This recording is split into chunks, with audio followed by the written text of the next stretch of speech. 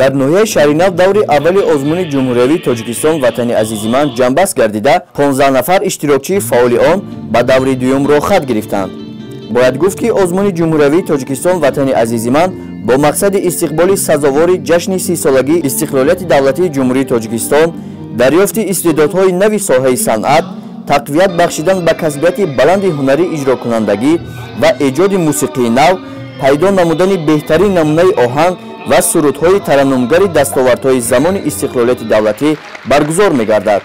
озмун дар се давр аз рӯи номинатсияҳои оҳангсоз, сароянда, навозанда, шоир ва ровӣ доир мешавад. дар даври аввали озмун санъаткорону ҳаваскорони ноҳияи Шаринав ҳунару истеъдоди хешро аз рӯи бахшҳои мазкур нишон доданд.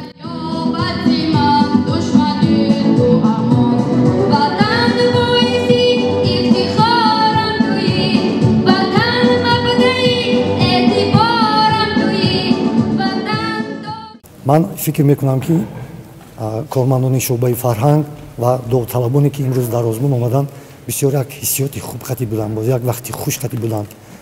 ҳама баромадҳо хуб шуд, номераҳо хуб буданд, шогирдони нав буданд. аз ҷумла мақсад аз он буд ки мо дастгирии ҷавононро ба рӯи саҳна барорем, падидаҳои навро ба рӯи нав барорем. бо боварии комил ман мегӯям ки даври ҷумҳуриявии озмуни Тоҷикистон ватани азизи манро ба даври минтақа хело бо омадагиҳои хуб бачаҳои мо мегузаронанд.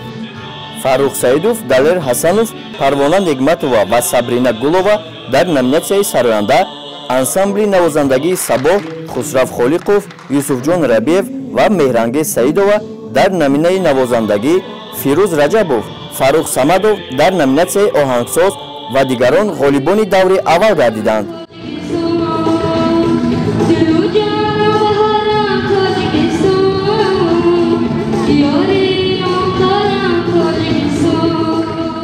дар даври ноҳиявӣ иштирок карда сазовори ҷойҳои аввал гардидем ва мо кӯшиш мекунем ки дар даври минтақавӣ низ инчунин сазовори ҷойҳои аввал гардида ноҳияи Шаҳрнав яъне кеми ноҳияи худро баланд бард.